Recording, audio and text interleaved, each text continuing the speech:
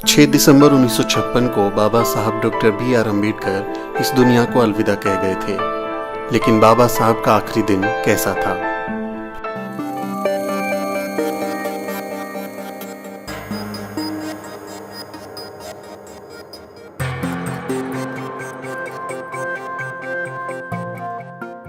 पाँच दिसंबर 1956 की सुबह डॉक्टर भीमराव अंबेडकर देर से सोकर उठे।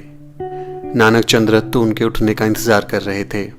रत्तू 16 सालों से बाबा साहब के यहाँ सहायक थे।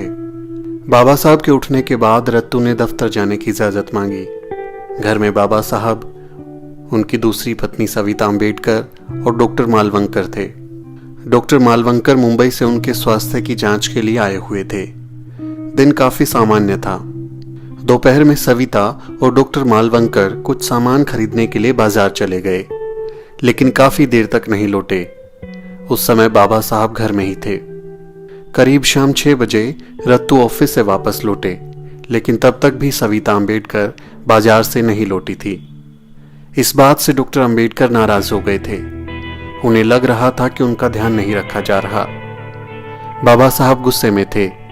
रत्तू ने भी उनकी नाराजगी महसूस की थी। डॉक्टर अंबेडकर ने रत्तू को टाइप करने के लिए कुछ काम दिया। काम खत्म करने के बाद रत्तू जाने ही वाले थे कि सविता अंबेडकर जी लौट आई। कहते हैं बाबा साहब इस बात से इतने खफा थे कि उन्होंने सविता को कुछ सख्त बातें भी कह दी थीं। बाबा साहब आप शांत हो जाइए, आपकी तबीयत बिगड़ जाएगी। ये कहते हुए रत्तू ने बाबा साहब को शांत करने की कोशिश की। कुछ देर बाद वो शांत हो गए। उसी रात करीब 8 बजे जैन धर्म का एक प्रतिनिधि मंडल उनसे मिलने आया। ये मुलाकात पहले से तय थी। बाबा साहब बोले, रत्तू, मुझे नहीं लगता कि मैं आज इन लोगों से मिलने की हालत में हूं, लेकिन क्या करूं, ये लोग घर आ चुके हैं। बेहतर है इनसे मिल ही लेता हूं। करीब 8:20 पर बाबा साहब बाथरूम गए। फिर रत्तू के कंधे पर हाथ रखकर वापस ड्राइंग रूम में लौटे, लेकिन वो काफी थके हुए लग रहे थे। पास के ही सोफे पर बैठ गए और आंखें बंद कर ली। कुछ मिनटों तक सब शांत थे। जैन नेता उनके चेहरे की ओर देखे जा रहे थे। थोड़ी देर बाद बाबा साहब ने सिर हिलाया। जैन नेताओं से कुछ देर बातचीत की। उनसे बौद्ध और जैन धर्म से जुड़े कुछ सवाल भी पूछे। प्रतिनिधि मंडल ने बाबा साहब को बुद्ध पर एक किताब भेंट की। ये लोग अगले दिन के कार्यक्रम के लिए बाबा साहब को न्योता देने आए थे। जी शुक्रिया, अगर सेहत ने इजाजत दी तो मैं आपके कार्यक्रम में जरूर आऊंगा, बाबा साहब ने कहा। जब बाबा साहब जैन प्रतिनिधि मंडल से बात कर रहे थे, तभी डॉक्टर मालवंकर ने उनका चेकअप किया। उसके बाद डॉक्टर मालवंकर मुंबई रवाना हो गए। जैन प्रतिनिधि मंडल के जाने के बाद रत्तू ने बाबा साहब के पैर दबाए। बाबा साहब बोले, रत्तू, क्या तुम मेरे सिर पर तेल लगा सकते हो? हाँ, क्यों नहीं बाबा साहब, रत्तू ने कहा। बुद्धं शरणं गच्छामि, बुद्धं शरणं गच्छामि। बाबा साहब आंखें बंद करके गा रहे थे। उनके दाएं हाथ की उंगलियां सोफे पर थिरक रही थी। रत्तू, जरा इस गाने का रिकॉर्ड रेडियोग्राम पर तो बजाओ, बाबा साहब ने सांस खींचते हुए कहा। रत्तू, कुछ किताबें और दे दो, और वो द बुद्धा एंड धम्मा, उसे भी ले आओ। उसके परिचय और भूमिका पर कुछ काम करना है। तो मैंने मेरे बिस्तर की बगल में टेबल पर रख दो। मैं रात में इन पर कुछ काम करूंगा।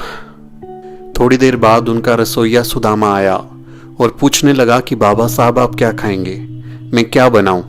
बाबा साहब ने कहा कि वो केवल थोड़ा चावल खाएंगे और कुछ नहीं। बाबा साहब अब भी गाना बुदबुदा रहे थे। थोड़ी देर बाद रसोइया दूसरी बार उन्हें बुलाने आया था।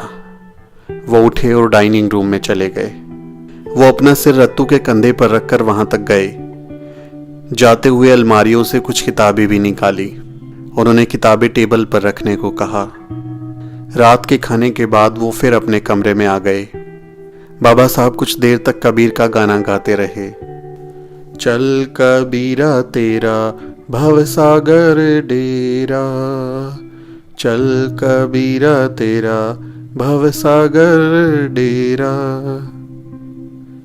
कुछ देर तक वो यूं ही बुदबुदाते रहे और फिर बेडरूम में चले गए। अब उन्होंने अपने टेबल पर रखी उन किताबों की ओर देखा जिसे उन्होंने रत्तू से रखने को कहा था। अपनी किताब द बुद्धा एंड इस धम्मा की भूमिका पर कुछ देर काम किया और फिर किताबों पर ही हाथ रखकर सो गए। अगली सुबह जब सविता अम्बेडकर हमेशा की तरह उठी तो उन्होंने बिस्तर की ओर देखा। बाबा साहब के पैर को हमेशा की तरह कुशन पर पाया। बाबा साहब कई बार ऐसे ही सो जाया करते थे, लेकिन जब कई बार बोलने पर भी बाबा साहब ने कोई जवाब नहीं दिया तो सविता अम्बेडकर को एहसास हुआ कि बाबा साहब के शरीर में कोई हरकत नहीं है। वो जोर से चिल्लाई। उन्होंने तुरंत अपनी कार नानक चंद रत्तू को लेने के लिए भेजी। कुछ देर बाद रत्तू आए तो देखा सविता अम्बेडकर सोफे पर पड़ी रो रही थी। वो बिलख रही थी कि बाबा साहब दुनिया छोड़कर चले गए हैं। रत्तू ने बाबा साहब की छाती पर मालिश की और हृदय को हरकत में लाने की कोशिश की। हाथ पैर हिलाया डुलाया, उनके मुंह में कुछ लिक्विड डाला, लेकिन कोई फायदा नहीं हुआ। बाबा साहब शायद रात में सोते समय ही गुजर चुके थे। बाबा साहब उठिए ना, आप कुछ बोलते क्यों नहीं? देखो मैं आ गया, मुझे कुछ काम बताइए। बाबा साहब मुझे कुछ काम बताइए। रत्तू जोर जोर से रोने लगे। सविता अम्बेडकर के रोने की आवाज भी तेज हो चुकी थी। कुछ देर बाद रत्तू ने करीबियों को दुखद सूचना देनी शुरू की और फिर केंद्रीय मंत्रिमंडल के सदस्यों को बताया। कहा जाता है कि सूचना मिलते ही प्रधानमंत्री नेहरू 26 अलीपुर रोड पहुंच गए थे। कहते हैं नेहरू ये नहीं चाहते थे कि बाबा साहब का अंतिम संस्कार दिल्ली में हो, क्योंकि दिल्ली में वर्ण व्यवस्था के कट्टर समर्थक और बड़े वाले ब्राह्मणवादी गांधी की समाधि थी। नेहरू नहीं चाहते थे कि दिल्ली में गांधी से बहुत बड़ा कद रखने वाले डॉक्टर अम्बेडकर की समाधि बने, क्योंकि ये उनकी पार्टी और विचारधारा के लिए चुनौती बन सकता था। जरा सोचिए, मुंबई में चैत्य भूमि पर कितना जन सैलाब उमड़ता है। अगर बाबा साहब की समाधि दिल्ली में होती तो आप जन सैलाब की कल्पना कर सकते हैं। लेकिन नेहरू समेत कुछ लोगों ने उसी रात उनका पार्थिव शरीर मुंबई भिजवा दिया, जहां बौद्ध धर्म के अनुसार बाबा साहब का अंतिम संस्कार किया गया। मुंबई चौपाटी में हजारों लोगों ने उनके अंतिम संस्कार में हिस्सा लिया। आज चैत्य भूमि दलितों के लिए सबसे बड़ा तीर्थ बन चुकी है। बाबा साहब युगों युगों तक हमें यूं ही प्रेरणा देते रहेंगे।